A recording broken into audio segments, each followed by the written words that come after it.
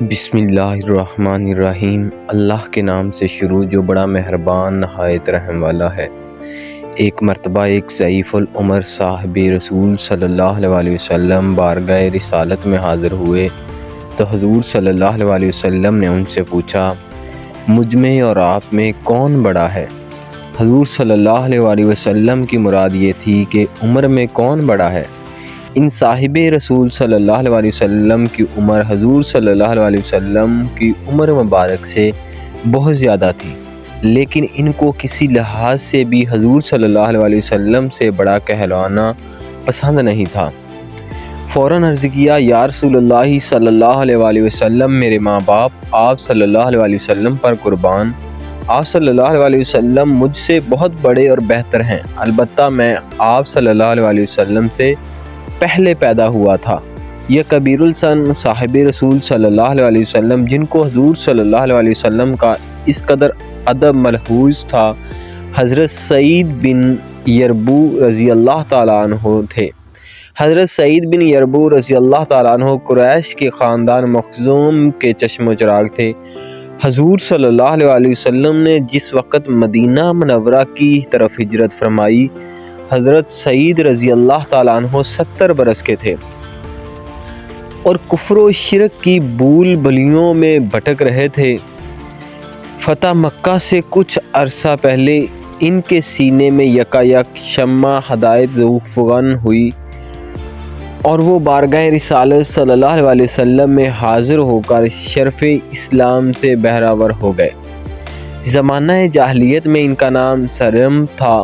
قبول اسلام کے وقت جب انہوں نے حضور صلی اللہ علیہ وسلم کو اپنا نام بتایا تو آپ صلی اللہ علیہ وسلم نے فرمایا، سرم نہیں بلکہ آج سے تم سعید ہو۔ چنانچہ انہوں نے تاریخ میں سعید ہی کے نام سے شہرت پائی اور اپنے آپ کو ہر لحاظ سے اس نام کا اہل ثابت کیا۔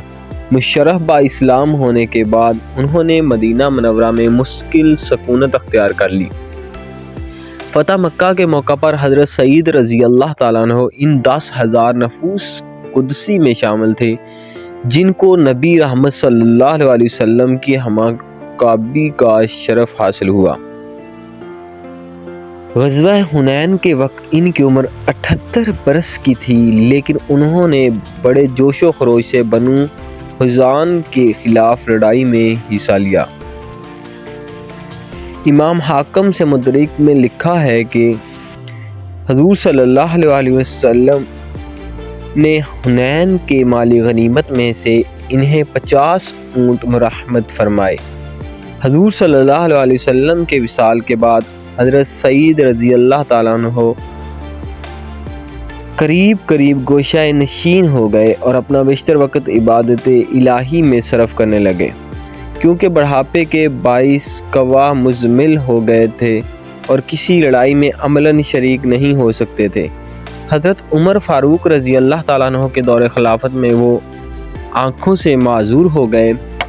حضرت عمر رضی اللہ تعالیٰ عنہ کو معلوم ہوا تو وہ با نفس و نفیس حضرت سعید رضی اللہ تعالیٰ عنہ کے پاس تشریف لے گئے، اظہار ہمدردی کیا اور پھر فرمایا، میں جانتا ہوں کہ اس حالت میں آپ کے لیے مسجد تک جانا بہت مشکل ہے، لیکن میں جانتا ہوں کہ آپ جیسا شخص مسجد نبوی میں جمعہ اور نماز سے باجماعت سے محروم نہ ہو۔ حضرت سعید رضی اللہ تعالیٰ عنہ نے کہا، کسی کی رہنمائی کے بغیر مسجد تک پہنچنا میرے لیے ممکن نہیں اور رہنما میرے پاس کوئی نہیں ہے۔ حضرت عمر فاروق رضی اللہ تعالیٰ عنہ نے فرمایا، آپ کو رہنما مل جائے گا۔ چنانچہ امیر المومنین نے انہیں ایک رہنما دے دیا اور وہ اس کی مدد سے باقاعدہ مسجد پہنچتے تھے، جماعت اور جمعہ کبھی ترک نہ کرتے تھے۔ حضرت سعید رضی اللہ تعالیٰ عنہ نے امیر معاویہ رضی اللہ تعالیٰ عنہ کے عہد حکومت میں 53 ہجری میں وفات پائی۔ اس وقت ان کی عمر 124 برس کی تھی۔ اللہ تعالیٰ کی ان پر بے شمار رحمتیں نازل ہوں، آمین یا رب العالمین۔ آپ کی سماعت کا شکریہ۔